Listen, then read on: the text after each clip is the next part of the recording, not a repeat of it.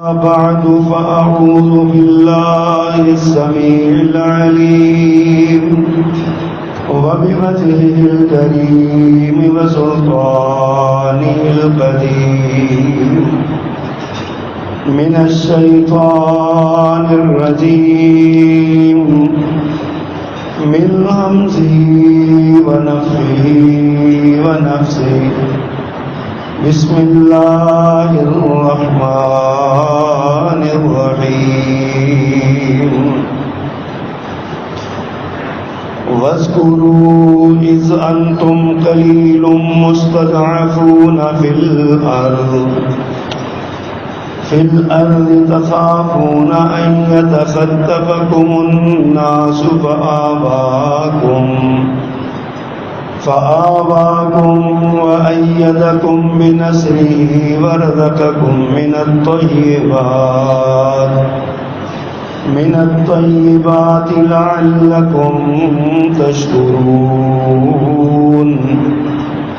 يا أيها الذين آمنوا لا تخونوا الله والرسول وتخونوا أماناتكم وأنتم تعلمون صدق اللہ العظیم. ہر قسم کی حمد و ثنا، تعلیم و تسبیح، تکبیر و تحلیل، بڑائی، بزرگی، کبریائی کے سارے کلمات اللہ جل مجدہ کے لیے، جو اکیلا ہی اس ساری کائنات کا بلا شرکت غیر یکتا اور تنہا مالک و مختار ہے. اور درود و سلام امام الرسل خطیب الانبیاء سید ولد آدم رسول محتشم نبی معظم امام الہدیٰ رسول خدا جناب محمد مصطفیٰ صلی اللہ علیہ وآلہ وصحبہ وسلم کی ذات گرامی پر مختصر کلمات حمد و صلات کے بعد ماہ اگست میں بحیثیت پاکستانی ہم سب انگریز اور ہندو کی غلامی سے آزادی پر جشن مناتے ہیں. آزادی اللہ سبحانہ و تعالیٰ کی بہت بڑی نعمتوں میں سے ایک نعمت ہے، لیکن یہ نعمت اس وقت ہوتی ہے جب اس کے مقاصد کو پورا کیا جائے. اللہ سبحانہ و تعالیٰ نے انسان کو آزاد پیدا کیا ہے. سیدنا عمر فاروق رضی اللہ تعالیٰ عنہ نے یہ ایک تاریخ ساز جملہ اپنے گورنر سے کہا تھا کہ لوگوں کو ان کی ماؤں نے آزاد جانا ہے، تم نے ان کو کب سے اپنا غلام بنانا شروع کر دیا. اس جملے میں اسلام کی تعلیمات کا پورا فلسفہ موجود ہے کہ اسلام آیا ہی انسانوں کو مخلوقات کی غلامی سے نکال کر اللہ کی غلامی میں دینے کے لیے. اللہ نے فرمایا وَمَا خَلَقْتُ الْجِنَّ وَالْإِنسَ إِلَّا لِيَعْبُدُونَ. جنوں اور انسانوں کو ہم نے اپنی عبادت کے لیے پیدا کیا. عبادت کا معنی غلامی ہوتا ہے، اور غلامی حقیقی غلام وہی ہوتا ہے جو کامل اطاعت کرے. گویا اللہ کی بات ماننا، اللہ کی ذات پر ایمان لانا، اللہ کی نازل کردہ شریعت کو تسلیم کرنا اور اللہ کے مبعوث کردہ انبیاء کی باتوں کو ماننا، ہدایات کو ماننا، اس کا نام اطاعت ہے اور یہ اصل غلامی ہے. باقی جتنی اطاعتیں ہیں وہ سب اللہ اور اللہ کے رسول کی اطاعت کے تابع ہیں. اگر کوئی بندہ اللہ اور اس کے رسول کی اطاعت سے ہٹ کے اپنے آپ کے بارے میں یہ تصور رکھے کہ میری بھی بات ایسے ہی مانی جائے جیسے اللہ اور اس کے رسول کی بات مانی جاتی ہے، تو وہ پرلے درجے کے کفر کا مرتکب ہوتا ہے، کافر ہو جاتا ہے۔ اللہ تعالیٰ نے انسان کو آزاد پیدا کیا، پھر حالات ایسے بن جاتے ہیں کہ جو انسان کو ذہنی طور پہ، فکری طور پہ، تہذیبی طور پہ، سیاسی طور پہ، معاشی طور پہ کسی کا غلام بنا دیتے ہیں۔ اور یہ اللہ سبحانہ و تعالیٰ انسان کو ان میں سے کسی بھی قسم کی غلامی پر سبق نہیں دیتے، ابھارتے نہیں ہیں۔ ایک ہی قانون ہے، جو اللہ کا غلام ہے وہ سب کی غلامی سے آزاد ہو جاتا ہے، پرواہ ہی نہیں کسی کو ہوتی اس کی، نہ اس کو اپنی روزی روٹی کی فکر ہوتی ہے کہ میں اس کی غلامی سے نکلوں گا تو مقامہ جاؤں گا، نہ اس کو اس بات کی فکر ہوتی ہے کہ میں یہاں سے نکلوں گا تو میری جان چلی جائے گی۔ وہ اللہ کی غلامی میں آنا چاہتا ہے۔ اسی طرح جس طرح ایک انسان آزاد ہے تو آزاد انسانوں کی ایک مملکت بھی ہوتی ہے، جہاں وہ اللہ کی مرضی سے، اللہ کے احکامات کے مطابق اپنی عبادات اور اطاعت کے لیے ایسے حقوق اور اختیارات حاصل کرتا ہے جس میں وہ اپنی زندگی اپنے عقائد کے مطابق گزار سکے، اس پر عمل کریں۔ آپ رسول اللہ صلی اللہ علیہ وسلم کی تعلیمات کو دیکھ لیں، آپ سے پہلے جتنے بھی انبیاء گزرے ہیں ان کی تعلیمات کو دیکھ لیں، ان ساری تعلیمات کا نچوڑ اور خلاصہ ایک ہی بات ہے کہ انسان کو مخلوقات کی غلامی سے نکال کر اللہ کی غلامی کرنا، اسی کا نام آزادی ہے۔ اسلام جب آیا تو آپ جانتے ہیں، پڑھے لکھے لوگ ہیں، کہ اس وقت ایک غلامی کا باقاعدہ ادارہ قائم تھا، انسانوں کی منڈیاں لگا کرتی تھی، کسی کو اغوا کر کے لے آئے، کسی کو خرید کر کے لے آئے، کسی کو اٹھا کر کے لے آئے اور آگے دوسرے ملک میں، دوسرے شہر کی منڈی میں اس کو بیچ دیا۔ لوگ ان غلاموں کو خریدتے ہوئے ان کی وجاہت کو، قد کاٹ کو، جسمانی طاقت کو دیکھتے اور اس کے مطابق اس کا مول لگاتے اور اس کو خرید کے لے آتے۔ اسلام چونکہ ایک ازلی دین ہے، ابدی دین ہے، قیامت تک اس سے رہنا ہے، اس لیے اللہ کے نبی صلی اللہ علیہ وسلم نے کمال حکمت کے ساتھ غلامی کے نظام کو مکمل طور پہ، قانونی طور پہ تو ختم نہیں کیا، لیکن اخلاقی طور پہ اس کی جڑیں کاٹ کے رکھی۔ آپ دیکھیے کیسے کیسے اللہ کے قرآن میں فرمایا فَلَقْتَحَمَ الْعَقَبَةَ وَمَا أَدْرَاكَ مَا الْعَقَبَةُ فَكُّ رَقَبَةٍ۔ یہ گھاٹی نہیں عبور کر سکتے، تمہیں کیا پتا یہ گھاٹی، یہ مشکل ترین کام کیا ہے؟ فَكُّ رَقَبَةٍ، غلام کو آزاد کرنا۔ اللہ تعالیٰ نے ایسے ایسے قوانین بنائے، نبی صلی اللہ علیہ وسلم نے ایسے، یعنی ان کو آزادی کے لیے، انسان کی آزادی کے لیے قوانین بنائے۔ قسم جھوٹی ہو گئی یا غلام آزاد کر دو، تمہارا فلاں جرم کیا اس کے بدلے میں غلام آزاد کر دو، قتل خطا ہو گیا غلام آزاد کر دو، حتیٰ کہ خود غلاموں کو ابھارا اس بات پر کہ اپنی مالک کے ساتھ ایک قیمت طے کرو اپنی، اور اس کے ساتھ قسطیں کرو کہ میں تمہیں اتنی دیر میں یہ پیسے لوٹا دوں گا، تم اس کے بعد میں آزاد ہو جاؤں گا۔ اس کو کہتے ہیں مکاتبت، اپنی آزادی کے لیے قیمت طے کرنا اور مالک سے بات کرنا۔ کئی ایسے واقعات ہیں، صحابہ کرام نے کلمہ پڑھا، اپنے مالک سے مکاتبت کی، پیارے پیغمبر صلی اللہ علیہ وسلم کے پاس حاضر ہوئے، اللہ کے نبی میں آزاد ہونا چاہتا ہوں، کچھ پیسے چاہیے۔ پیارے پیغمبر نے لوگوں سے اپیل کی کہ ان کو چندہ دو، اس کو زکات میں سے پیسے دو تاکہ یہ آزاد ہو جائے۔ فَكُّ رَقَبَةٍ، غلامی، گردنوں کو آزاد کرنا غلامی سے یا قید سے، یہ اسلام کی تعلیم ہے، اسلام نے یہ سکھایا۔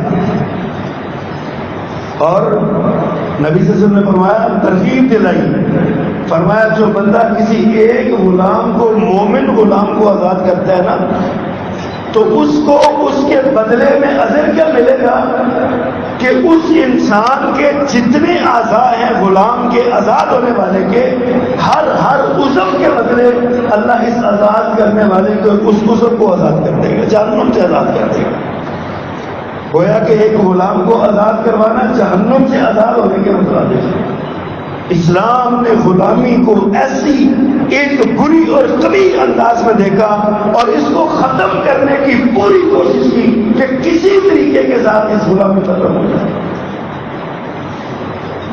اللہ تعالیٰ نے آزادی کو ایک نعمت کے طور پہ بیان فرمایا قرآن کریم میں۔ اللہ فرماتے ہیں، یا بنی اسرائیل قد انجیناکم من عدوکم، اے بنی اسرائیل یاد کرو، بے شک ہم نے تمہیں تمہارے دشمن سے نجات دی ہے، تمہیں غلامی سے آزاد کروایا ہے، تمہیں تمہارے دشمن کی قید سے بچایا ہے۔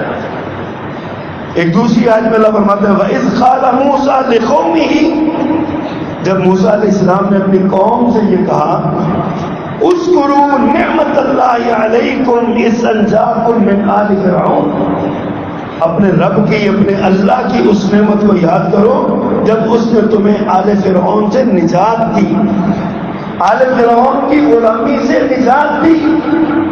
گویا کہ یہ اللہ کی بہت بڑی نعمت ہے۔ اور ایک اور آیت میں اللہ نے بنی اسرائیل پر اپنے انعام کا ذکر کرتے ہوئے فرمایا، وَنُرِيدُ أَن نَّمُنَّ عَلَى الَّذِينَ اسْتُضْعِفُوا فِي الْأَرْضِ، ہم نے چاہا کہ زمین کے کمزور اور ضعیف جو لوگ ہیں ان پر احسان کریں، اور وَنَجْعَلَهُمْ أَئِمَّةً، انہیں امام بنائیں، حاکم بنائیں، اور وَنَجْعَلَهُمُ الْوَارِثِينَ، اور انہیں کفار کے ان اموال و املاک کا وارث بنا دیں، یعنی ان کا قبضہ ان سے لے کے ان کو دلوا دیں۔ اللہ نے فرمایا وَنُرِيدُ أَن نَّمُنَّ، ہم نے یہ چاہا کہ ہم ان پر احسان کریں، ان لوگوں کو جو زمین میں کمزور ہیں۔ فرمایا وَنُمَكِّنَ لَهُمْ فِي الْأَرْضِ، اور ہم انہیں ٹھکانہ دیں زمین میں، یعنی مملکت دیں، ایک ریاست دیں جس میں وہ رہیں۔ وَنُرِيَ فِرْعَوْنَ وَحَامَانَ وَجُنُودَهُمَا، اور ہم دکھائیں فرعون اور حامان اور ان کے لشکروں کو، مِنْهُمْ مَا كَانُوا يَحْذَرُونَ، وہ چیزیں جن سے وہ ڈرتے تھے۔ اب فرعون کا ڈر کیا تھا؟ بنی اسرائیل میں کوئی ایک آدمی، ایک نوجوان آئے گا جو ان کو ہماری غلامی سے نجات دلا جائے گا۔ ان کو ڈر یہ تھا ہماری ریاست پہ قبضہ کر لیں گے، ہمارے اقتدار پہ قبضہ کر لیں گے، ہم سے یہ آزاد ہو کے چلے جائیں گے۔ اللہ فرماتے ہیں یہ ہم چاہتے تھے، ہم نے یہ چاہا انہیں ایک ریاست بھی دیں اور حامان اور فرعون اور ان کے لشکروں کو یہ دکھائیں جن سے ڈرتے ہیں وہ کام کر کے دکھائیں۔ گویا کہ آزادی اتنی بڑی نعمت ہے۔ آزادی ان سے پوچھ کے دیکھیے کبھی فلسطینیوں سے جن کے گھر بمباری سے تباہ کر دیے گئے، افغانستانیوں سے پوچھ کے دیکھیے، کشمیریوں سے پوچھ کے دیکھیے، جہاں عبادت کے لیے بھی اجازت کی ضرورت ہوتی ہے، اگر وہاں سے بیت المقدس بند ہے، مسجد اقصی بند ہے، یہودی اجازت دیں تو دروازہ کھلتا ہے، مسلمان جا کے نماز پڑھ لیتے ہیں، ورنہ مسلمانوں کو سر ٹوٹنے پر نماز پڑھنی پڑتی ہے۔ اور ہمارے یہاں کچھ ایسے لوگ، کیا ضرورت تھی آزاد ہونے کی، آزاد ہو کے بھی یہی کچھ ہی ہے، انگریز کی غلامی اچھی تھی۔ کبھی اس دور کے لوگوں سے پوچھ کے دیکھیے، کبھی ان لوگوں کے اس دور کے بزرگوں سے، اور آج بھی کبھی ہندوستان کے حیدرآبادی لوگوں سے پوچھ کے دیکھیے ان کے ساتھ کیا ہو رہا ہے۔ ہندوستان کے بسنے والے کثیر عدد سے 25 کروڑ سے زیادہ ہندوستان میں مسلمان بستے ہیں، لیکن وہ ایک اقلیت ہیں، اچھوت ہیں، ان کی کوئی ویلیو نہیں، ان کی کوئی زمین، کوئی مدرسہ نہیں ہے، اوقاف ان کا ضبط کیا جا چکا ہے۔ جس مسجد کو جی چاہتا ہے ہندو اس لیے اٹھا کے مندر بنا دیتے ہیں۔ آج یہاں کے نوجوان کہتے ہیں، ملامت اور ماتم کرنے والے لوگ یہ پیٹتے رہتے ہیں، کیا ضرورت تھی آزاد ہونے کی، ہمارے بڑوں نے یہ کر دیا وہ کر دیا، تان و تشنیع کرتے ہو۔ آزادی کی قدر پوچھنی ہے تو بلال حبشی سے پوچھ لیجیے رضی اللہ تعالی عنہ،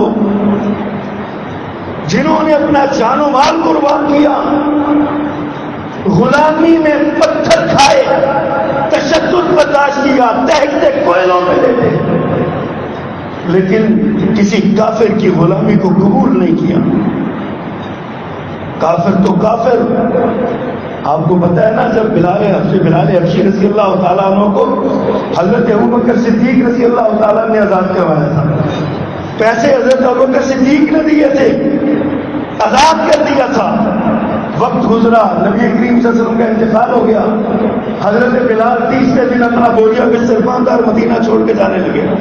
حضرت صدیق اکبر کو بڑی کوفت ہوئی، دوڑے دوڑے بلال کے راستے میں آئے، رونے لگے، بلال پہلے اللہ کے نبی چھوڑ کے چلے گیا، تم بھی چھوڑ کے جا رہے ہو، میں تمہیں نہیں جانے دوں گا۔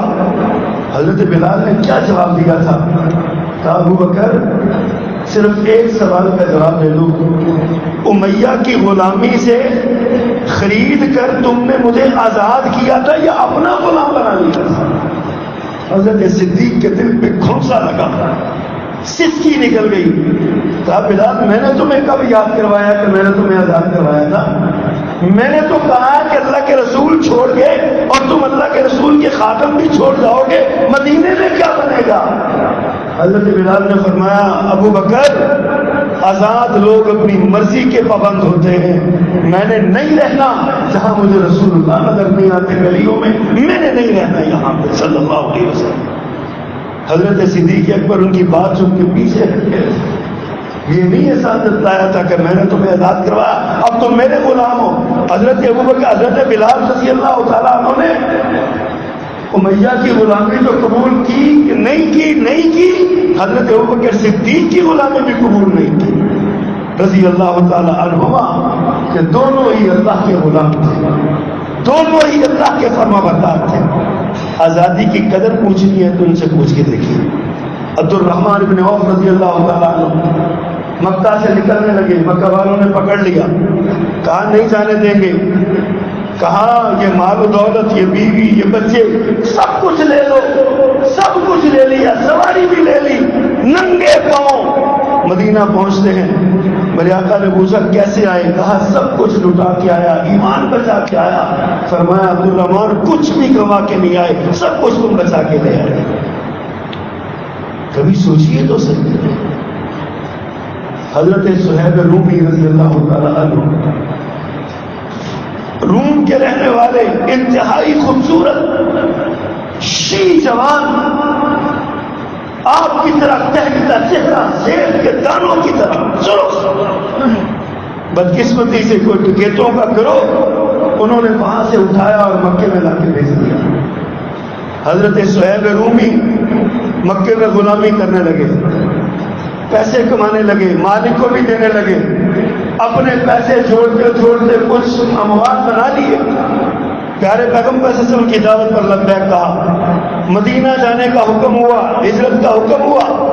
حضرت صہیب بڑے کمال کے تیر انداز تھے، تیر بناتے بھی تھے اور تیر چلاتے بھی بڑے کمال کے تھے۔ تیر اور لیے، کمان لی اور نکل پڑے۔ راستے میں مکے والوں نے پکڑ لیا، کہا صہیب نہیں جانے دیں گے۔ حضرت صہیب دیکھیے سودا کیا کرتے ہیں، کہتے ہیں تم جانتے ہو کہ پورے مکے میں میرے جیسا تیر انداز کو نہیں ہے، جب تک میرے ترکش میں ایک بھی تیر باقی ہے میں تمہیں اپنے قریب نہیں آنے دوں گا، تم مرتے چلے جاؤ گے، میرا نشانہ بڑا پکا ہے، تم میرے قریب نہیں آؤ گے، تیر ختم ہو گئے تو تم مجھے پکڑو گے۔ میں نے مدینے جانا ہے، اس کے بدلے میں تم سے ایک سودا کرتا ہوں، میرے پاس نا کچھ سونا ہے، کچھ سامان ہے، مکان ہے، تم وہ سارا کچھ لے لو، مجھے مدینے جانے دو۔ اب مشرک دولت کا لالچی کہنے لگے ٹھیک ہے بتاؤ تمہارا سونا کہاں ہے؟ حضرت نے فرمایا میرے گھر کے فلاں کمرے میں فلاں جگہ پہ دبا ہوا ہے 9 اوقیہ سونا، 24 تولے، آج کے دور میں 24 تولے سونا، اور میں اس کی قیمت نکال رہا تھا 86,88,000 روپے بنتا ہے آج کے دور کا۔ 86,88,000 روپیہ جناب صہیب رومی نے کہا جاؤ وہاں سے لے لو، میرا راستہ چھوڑ دو، میں غلام نہیں رہنا چاہتا، میں مدینہ کی فضاؤں میں، آزاد فضاؤں میں، آزاد ریاست میں، آزاد شہری کی حیثیت میں جانا چاہتا ہوں۔ ان کو یقین نہیں آیا، کہا جاؤ۔ ایک آدمی دوڑا گیا، وہاں جا کے سونا نکالا، اس نے تصدیق کی یہ صرف سونے کی قیمت ہے، جو مکان کی اور دیگر سامان کی تھی وہ نہیں شمار کیا۔ 86 لاکھ روپیہ یعنی 87 لاکھ روپیہ تقریباً دے کے جناب صہیب رومی رضی اللہ تعالی عنہ نے اپنی آزادی کا سودا کیا کہ میں آزاد رہنا چاہتا ہوں۔ اتنی بڑی نعمت ہے یہ آزادی، اتنی بڑی نعمت ہے، انعام ہے اللہ کا یہ آزادی۔ اس آزادی کے لیے جان قربان کرنی پڑے تو پرواہ نہیں، آپ قربان ہو جائیں گے، پچھلوں کی آزادی مل جائے گی۔ مال قربان کرنا پڑے، دولت قربان کرنی پڑے، کچھ بھی قربان کرنا پڑے، آزادی لینی چاہیے، آزادی کی حفاظت کرنی چاہیے۔ اللہ اکبر کبیرہ۔ اللہ نے اسی چیز کی طرف اشارہ کیا، وَاذْكُرُوا إِذْ أَنْتُمْ قَلِيلٌ مُسْتَضْعَفُونَ فِي الْأَرْضِ تَخَافُونَ أَن يَتَخَطَّفَكُمُ النَّاسُ فَآوَاكُمْ وَأَيَّدَكُمْ بِنَصْرِهِ وَرَزَقَكُمْ مِنَ الطَّيِّبَاتِ۔ فرمایا کہ یاد کرو اس وقت کو، مکہ والے جو مدینہ ہجرت کر کے آئے ان کو اشارہ کیا، یاد کرو اس وقت کو، اِذْ أَنْتُمْ قَلِيلٌ، جب تم کمزور تھے، تھوڑے تھے، مُسْتَضْعَفُونَ فِي الْأَرْضِ، زمین میں انتہائی کمزور اور ضعیف تھے، تخافون ان یتخطفکم الناس، تم ڈرتے تھے کہ لوگ تمہیں اچک کے لے جائیں گے، اغوا کر لیں گے، پکڑ لیں گے، مار ڈالیں گے، تخافون ان یتخطفکم الناس۔ پھر فرمایا فآواکم، رب نے تمہیں جگہ دی، ٹھکانہ دیا، ملک دیا، ریاست دی، وأیدکم بنصری، اور اپنی مدد سے تمہاری تائید کی، بدر میں، احد میں، خندق میں، حنین میں اور خیبر میں اور فتح مکہ میں، وأیدکم بنصری، اس نے اپنی نصرت سے تمہاری تائید کی، ورزقکم من الطیبات، اور تمہیں پاکیزہ پھلوں کا رزق دیا، پاکیزہ چیزوں کا رزق دیا، پاکیزہ چیزیں بطور رزق دی، لعلکم تشکرون، فرمایا یہ اس لیے کیا تاکہ تم اس کے شکر گزار ہو۔ اب یہ شکر گزاری بذات خود ایک عبادت ہے، اور میں کل پڑھ رہا تھا ایک جگہ پہ، کسی بھی عبادت کے بعد اللہ نے یہ نہیں کہا کہ تم یہ کرو تو تمہیں اس سے دگنا دے دوں گا سوائے شکر گزاری کے۔ لئن شکرتم لأزیدنکم، فرمایا اگر تم میرے شکر گزار رہو گے تو تمہارے اس شکر گزاری کی وجہ سے تمہاری نعمتوں میں اضافہ کرتا جاؤں گا، اضافہ کرتا جاؤں گا۔ واحد ایک شکر گزاری۔ اللہ نے فرمایا تمہیں آزادی دی، تمہیں ٹھکانہ دیا، تمہیں ریاست دی، تمہیں رزق دیا، تمہاری مدد کی، اس لیے تاکہ تم اس کے شکر گزار رہو، اس کے شکریہ ادا کرو۔ مدینہ والوں نے شکریہ ادا کیا تھا، اور پھر دیکھیے اللہ نے ریاست کو 64,65,000 مربع میل تک پھیلا دیا۔ یہ اسلامی ریاست تھی، مدینہ سے اٹھنے والی۔ کبھی مدینہ اتنا سا تھا جتنی آج مسجد نبوی ہے، مسجد نبوی کی بات باؤنڈری جنہوں نے دیکھی ہے موجودہ، اتنا سا مدینہ شہر تھا رسول اللہ صلی اللہ علیہ وسلم کے دور میں۔ یہ جنت البقیع جس کو ہم کہتے ہیں نا، بقیع الغرقد، بقیع کا قبرستان، یہ مدینہ سے باہر تھا، اور آج بھی یہ مسجد نبوی کی حدود سے باہر ہے۔ اور اسی طرح سقیفہ بنو سعدہ جو دائیں طرف مسجد نبوی کی حدود سے باہر ہے، اس وقت یہ مدینہ سے باہر تھا، آج بھی باہر ہے۔ اتنا سا مدینہ تھا، لیکن مسلمانوں کی، اہل ایمان کی شکر گزاری کے جذبات تھے۔ اللہ نے اس ریاست کو پھیلایا، اتنا پھیلایا کہ شام بھی، یمن بھی، اور پھر کیسر، کسرا، روم اور فارس بھی، ایران بھی، یہ ساری اس کی سلطنت کا حصہ بنتے چلے گئے۔ سیدنا امیر معاویہ رضی اللہ تعالیٰ نے 64,65,000 مربع میل میں حکومت کی۔ اسلام کی برکت تھی، اسلام شکر گزاری کے جذبات۔ اور اس کے بعد اللہ نے فرمایا یا ایھا الذین آمنوا لا تخونوا اللہ والرسول، ایمان والو اللہ اور اس کے رسول کی خیانت نہ کرنا۔ وَتَخُونُوا أَمَانَاتِكُمْ، اور تم اپنی امانتوں میں بھی خیانت کرتے ہو، وَأَنْتُمْ تَعْلَمُونَ، اور تم جانتے بھی ہو۔ اللہ اور اس کے رسول کی خیانت نہ کرنا کیا مطلب ہے؟ اللہ اور اس کے رسول کی تعلیمات کو تبدیل نہ کرنا، اللہ اور اس کے رسول کے احکامات میں اپنی طرف سے اٹکل پچو نہ لگانا، اپنی طرف سے تعلیمات اسلام میں پابند نہ لگانا، اپنی خواہشات نفسانی کو دین کا روپ نہ دینا، اللہ اور اس کے رسول کی تعلیمات کا نام نہ دینا۔ لیکن ہم نے اس کو سمجھا ہی نہیں۔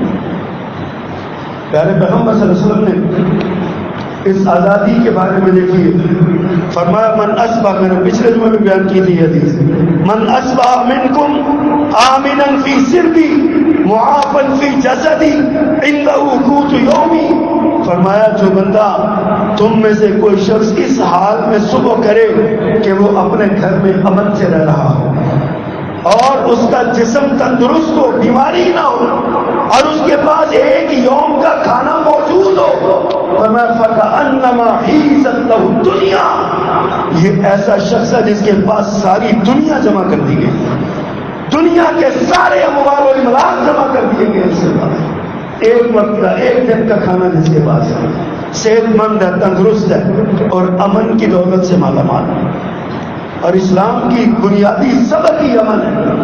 لإيلاف قريش إيلافهم رحلة الشتاء والصيف فليعبدوا رب هذا البيت الذي أطعمهم من جوع وآمنهم من خوف، فرمایا اس رب کی، اس گھر کے مالک رب کی عبادت کرو جس نے تمہیں بھوک میں کھانا کھلایا، تمہارے معاشی مسائل حل کیے، اور اطعمهم من جوع وآمنهم من خوف، اور تمہارے سیکیورٹی کے مسائل بھی حل کیے، تمہیں امن دیا، تمہیں رزق دیا۔ اس امن اور رزق جیسی نعمتیں پانے کے بعد تمہیں چاہیے کہ اپنے رب کی عبادت کرو، اس گھر کے، اس گھر کے مالک کی عبادت کرو۔ قریش کو یہ تعلیم دی۔ اللہ اکبر۔ اسی لیے آزادی حاصل کرنا یہ ہر انسان کے فرائض میں شامل ہے۔ ہر انسان کو اس بات کی طلب ہونی چاہیے کہ میں نے آزاد ہونا ہے، آزاد رہنا ہے، آزادی کی حفاظت کرنی ہے۔ نبی محترم صلی اللہ علیہ وسلم نے فرمایا ثلاثۃ حق علی اللہ عز وجل، تین قسم کے بندے ہیں جن کی مدد کرنا اللہ پر ذمہ ہے، اللہ کا حق ہے، اللہ نے اپنے ذمہ لیا ہے تین لوگوں کی مدد کرنا۔ ثلاثۃ حق علی اللہ عز وجل عونہم، تین لوگوں کی مدد کرنا اللہ نے اپنے ذمہ لیا ہے۔ ان میں سے ایک المکاتب الذی یرید الادا، ایسا غلام جو اپنی غلامی ختم کرنے کے لیے طے شدہ رقم دینا چاہتا ہو، اللہ اس کی مدد کرے۔ اللہ نے وعدہ کیا ہے ایک بندہ وہ۔ دوسرا فرمایا والناکح الذی یرید العفاف، اور ایسا نکاح کا خواہش مند جو اپنی عفت کی حفاظت کے لیے، عصمت کی حفاظت کے لیے نکاح کرنا چاہے، اللہ پر اس کی مدد کرنا ذمہ ہے، اللہ نے اپنے ذمہ لیا ہے۔ ہم نوجوان 35 سال کے ہو جاتے ہیں، ابھی پاؤں پہ نہیں کھڑا ہوا، ابھی یہ کر کچھ نہیں سکتا، ابھی جناب ہم اس کا نکاح کر دیں گے تو کیا ہوگا؟ عصمت چاہتی ہے تو جائے اور گندگی میں، تہذیبی گندگی کا شکار ہو جائے، خلوت کی گندگی کا شکار ہو جائے، وہ زناکاری اور فحش کاری میں ملوث ہو جائے، ہمیں پرواہ ہی نہیں ہے۔ ہم چاہتے ہیں ہمارا نوجوان جو ہے نا وہ بس وہ پاؤں پہ کھڑا ہو جائے، اور پھر پاؤں پہ کھڑا ہونا بھی کچھ ضروریات ہیں، کچھ خواہشات ہیں۔ یاد ہوگا گزشتہ میں یہی عرض کیا تھا، کچھ خواہشات ہیں، کچھ ضروریات ہیں، ہم نے خواہشات کو ضروریات پر غالب کیا ہوا، خواہشات کو ضروریات بنایا ہوا۔ اور تیسرا بندہ فرمایا والمجاہد فی سبیل اللہ، اور اللہ کے راستے میں جہاد کے لیے نکلنے والا، اس پر بھی اللہ کی مدد، اللہ کے ذمہ اس کی مدد کرتا ہوں۔ سمجھنا چاہیے ہمیں ان باتوں کو۔ اور پھر فرمایا وَمَن یُہَاجِرْ فِی سَبِیلِ اللَّهِ، جو اللہ کے راستے میں ہجرت کرے آزادی کے لیے، آزاد مملکت میں جانے کے لیے، عبادات کی آزادی کے لیے گھٹن سے نکل کے، ڈر ڈر کے عبادت کرنے سے نکل کے آزادی سے عبادت کرنے کے لیے وَمَن يُهَاجِرْ فِي سَبِيلِ اللَّهِ يَجِدْ فِي الْأَرْضِ مُرَاغَمًا كَثِيرًا، اللہ فرماتے ہیں جو اللہ کے راستے میں ہجرت کرے گا ٹھکانے اللہ اسے بہت سارے دے دے گا، پناہ گاہیں بہت مل جائیں گی، کوشش کرے وسعتاً، اور اس کے لیے وسعتیں میسر آئیں گی۔ اور ومن یخرج من بیتہ مہاجرا الی اللہ ورسولہ ثم یدرک الاموات فقد وقع اجرا ثم یدرک الموت فقد وقع اجرہ علی اللہ، فرمایا جو اللہ کے راستے میں نکلے، اللہ کے رسول کے راستے میں اپنے گھر سے ہجرت کے لیے نکلے، راستے میں اسے موت آ جائے، اس کا اجر اللہ نے اپنے ذمہ لے لیا، فقد وقع اجرہ علی اللہ، اللہ کے ذمے ہے اس کا اجر، اللہ اس کو اجر عطا فرمائے گا، اجر بھی اللہ جنت دیں گے۔ کبھی یہ جو ہمارے شہداء ہیں نا، پاکستان آنے والے، ہندوستان سے نکل کے جانیں قربان کرنے والے، مال قربان کرنے والے، اموال قربان کرنے والے، املاک قربان کرنے والے، یہ سارے کے سارے وہ بہنیں اور بیٹیاں جنہوں نے اپنی عصمتیں بچانے کے لیے پانی کے کنووں میں چھلانگیں لگا کے جانیں دے دی، عصمتیں بچائیں، فقط وقع اجرہ علی اللہ، اللہ نے وعدہ کیا ان کا اجر اللہ کے ذمہ ہے۔ عصمت بچانے کے لیے مرنے والا، مال بچانے کے لیے، جان بچانے کے لیے مرنے والا شہید ہے، اور شہید کے گناہ اللہ نے معاف کر دیے، جنت میں بھیج دے گا۔ آزادی کے تحفظ کے لیے نکلنا چاہیے، اور جو اپنی آزادی کے لیے کوشش نہ کرے، اللہ فرماتے ہیں ان الذین توفاہم الملائکۃ ظالمی انفسہم، بے شک وہ فرشتے جو روح قبض کرتے ہیں ان لوگوں کی جنہوں نے اپنی جانوں پر ظلم کیا، دارالکفر میں ٹھہرے رہے، اپنے ایمان کی پرواہ نہ کی، اپنی عصمت کی پرواہ نہ کی، اپنی عبادات کی پرواہ نہ کی، بس دارالکفر میں ٹھہرے رہے، اڑے رہے۔ فقالوا، فرشتے کہیں گے فیما کنتم، کس حالت میں زندگی گزار کے آئے ہو؟ قالوا، وہ جواب دیں گے کننا مستضعفین فی الارض، ہم بڑے کمزور تھے زمین میں، ہمارے پاس کوئی ٹھکانہ نہیں تھا، ہم کہیں جا نہیں سکتے تھے۔ اب فرشتے جواب دیں گے قالوا الم تکن ارض اللہ واسعہ، کیا تم نے نہیں دیکھا کہ اللہ کی زمین بڑی وسیع ہے، فتہاجروا، اس میں نکل جاتے، ہجرت کرتے، اس میں گھروں میں بیٹھ رہے ہو مال کمانے کے لیے، اپنے مال بچانے کے لیے، اپنے کاروبار بچانے کے لیے، اپنے دین کو دبا کے اپنی دنیا بنائی ہے تم نے۔ اللہ پر حکم ہوگا فاولئک مأواہم جہنم وساءت مصیرا، یہ وہ لوگ ہیں جن کا ٹھکانہ جہنم ہے اور بہت برا ٹھکانہ۔ آزادی اتنی اہم چیز ہے، آزادی کے لیے مال و جان کی قربانی دینا یہ بہت ضروری ہے۔ آزادی کے لیے قربان کرنا، مال، املاک، اولاد، بچے آزاد ہونا چاہیے بس۔ حضرت صہیب رومی رضی اللہ تعالیٰ کا میں نے قصہ آپ کو سنایا، جب یہ قربانی دے کے نا اپنے مال کی 88,000 بڑی رقم، 87 لاکھ روپے تقریباً مال دیا، امام سارا کچھ دیا، دیکھیے آئے پیارے پیغمبر تک خبر پہنچ چکی تھی، دیکھتے ہی آپ نے ربح ابا یحییٰ، صہیب تو نے بڑی کامیاب تجارت کی ہے، دنیا کا کروڑ روپیہ دے کے جنت خرید لی ہے، بہت کامیاب تجارت، 1.25 کروڑ 87 لاکھ روپیہ دے کے جنت خرید لی ہے۔ اور قرآن کریم میں اللہ نے آیت اتاری وَمِنَ النَّاسِ مَن يَشْرِي نَفْسَهُ ابْتِغَاءَ مَرْضَاتِ اللَّهِ، مفسرین کہتے ہیں یہ آیت حضرت صہیب کے بارے میں نازل ہوئی ہے۔ وَمِنَ النَّاسِ مَن يَشْرِي نَفْسَهُ ابْتِغَاءَ مَرْضَاتِ اللَّهِ، لوگوں میں سے بعض وہ ہیں جنہوں نے اپنی جان بیچ کر اللہ کی رضا حاصل کی۔ یہ حضرت صہیب کے بارے میں اتری رضی اللہ تعالی عنہ۔ اور پھر یہ لعلکم تشکرون کا مطلب شکر گزاری یہ ہے آزادی کی قدر بھی کی جائے اور اس کی حفاظت بھی کی جائے، آزادی کی قدر بھی کی جائے، حفاظت بھی کی جائے۔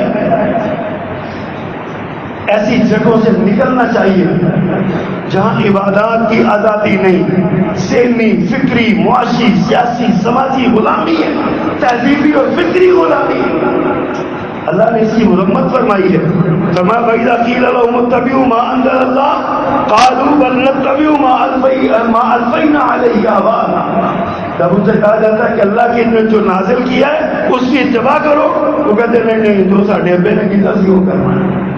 بل نتبع ما الفینا علیہ آباءنا، ہم اس کی عبادت کی اتباع کریں گے جس کی ہمارے آباء و اجداد نے جو کام کیا.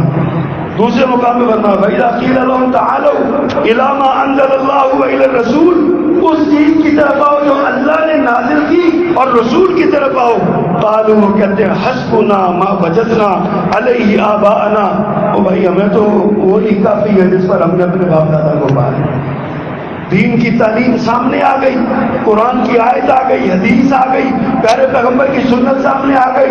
نہیں نہیں، سنت ہے اپنی جگہ پہ، لیکن میرے ابے نے کام نہیں کیا لہذا میں نہیں کرتا. میرے دادے نے یہ کام نہیں کیا، ہمارے مولوی صاحب نے یہ نہیں بتایا، ہمارے امام صاحب نے یہ نہیں بتایا، لہذا ہم اپنے آباؤ.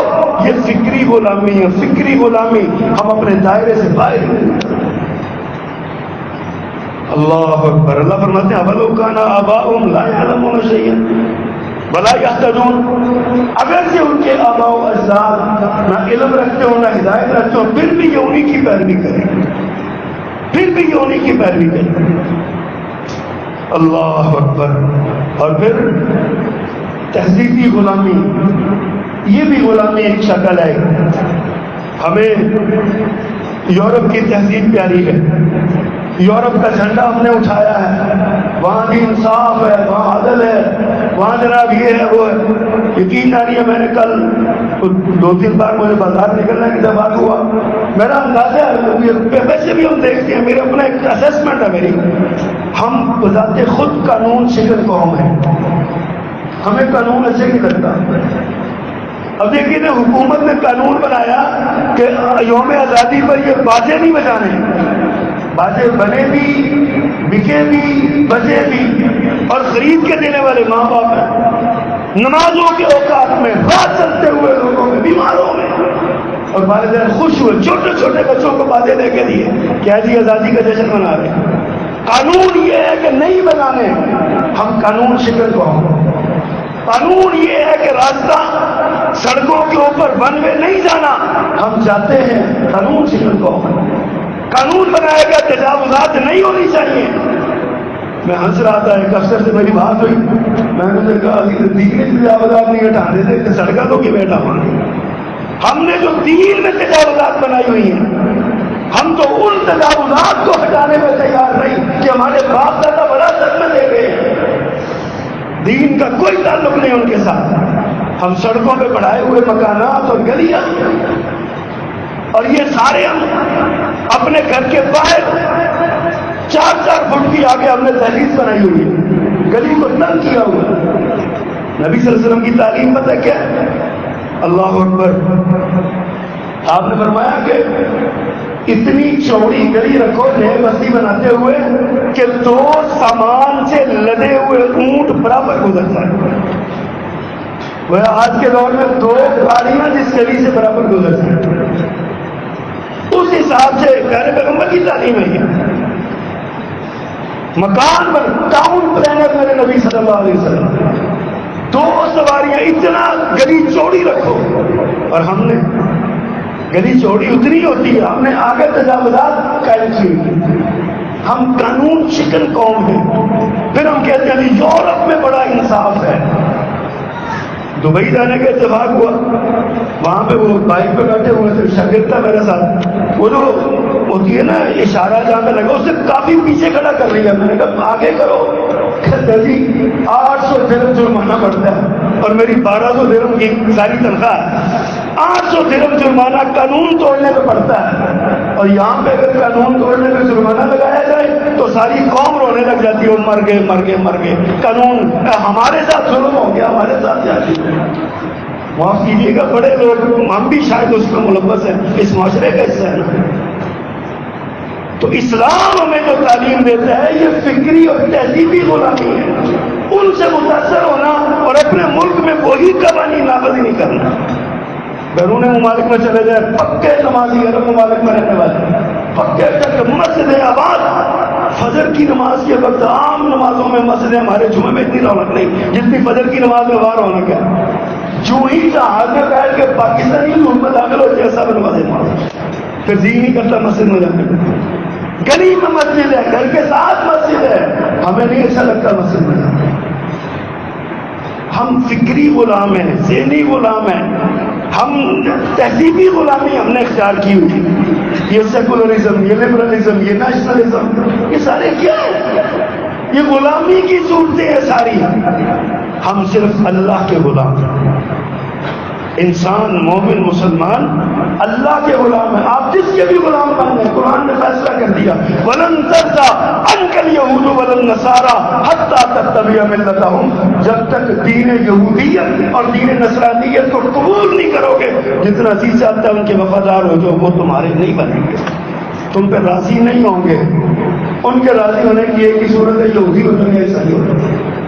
اور اقبال نے سالوں پہلے کہا تھا بذا میں تم ہو نصارا تو تمدن میں حنود، یہ مسلمان ہیں جنہیں دیکھ کے شرم آئے یہود۔ ہماری شادی بیاہوں پہ دیکھ لیں، ہماری مرگوں پہ دیکھ لیں، فوتگی پہ دیکھ لیں، ہمارے عام جو تہذیبی تہوار ہیں ان پہ دیکھ لیں، سوائے نقالی کی اور کیا ہے ہمارے پاس؟ مغرب کی نقالی، ہندوازم کی نقالی، یہودیت اور عیسائیت کی نقالی۔ کیا ہماری چھوٹی چھوٹی بچیاں، عیسائیوں کا جو مخصوص دلہن کا لباس ہے، عیسائی مذہب کا ترجمان، ہماری بچیاں وہ پہنتی ہیں شادی، اور ہم خرید کے لیتے ہیں، پہناتے ہیں ہم اس کو۔ یہ نقالی ہم کرتے ہیں، پھر ہم کہتے ہیں ہم آزاد ہیں۔ اور یہ پاکستان 20 لاکھ کم و بیش جانوں کی قربانی دے کے بنا ہے، اربوں کی اموال و املاک، پرکھوں کی قبریں چھوڑ کے آئے ہیں ہمارے آباء و اجداد، لاکھوں کتابوں کی لائبریریاں برباد کروائی ہیں، محلے کی نالیوں میں پانی کی بجائے خون بہا ہے مسلمانوں کا۔ اس لیے بنا کہ ہم لبرل ہو جائیں، اس لیے بنا کہ ہم قومیت پرست بن جائیں، اس لیے بنا کہ ہم سیکولر ہو جائیں۔ پاکستان کا مطلب کیا؟ لا الہ الا اللہ کا نعرہ دو اس وقت، اور لا الہ الا اللہ یہ ساری غلامیوں سے آزاد کروانے والا ہے۔ آج بھی اگر ہم آزاد ہونا چاہتے ہیں تو اللہ اور اس کے رسول کی طرف رجوع کرنا ہو، ورنہ یاد رکھیے آزادی کا جشن تو منا لیں گے، باجے بھی بچا لیں گے، سائلنسر بھی نکال دیں گے گاڑیوں کے، سڑکوں کے اوپر اوتم بھی بچا لیں گے، برقی کمکمے بھی لگا لیں گے، جھنڈے بھی لہرا لیں گے، لیکن آزاد نہیں کہلوائیں گے۔ آزاد وہی ہے جو لا الہ الا اللہ کے ساتھ آزاد ہے۔ جو آزادی لا الہ الا اللہ کے ساتھ ہے اس آزادی کو حاصل کرو۔ مقاصد آزادی میں یہ ہے، آزادی کی اہمیت ہے، ضرورت ہے، لیکن اس کے کچھ مقاصد بھی ہیں، ان مقاصد کو سمجھیے اور ان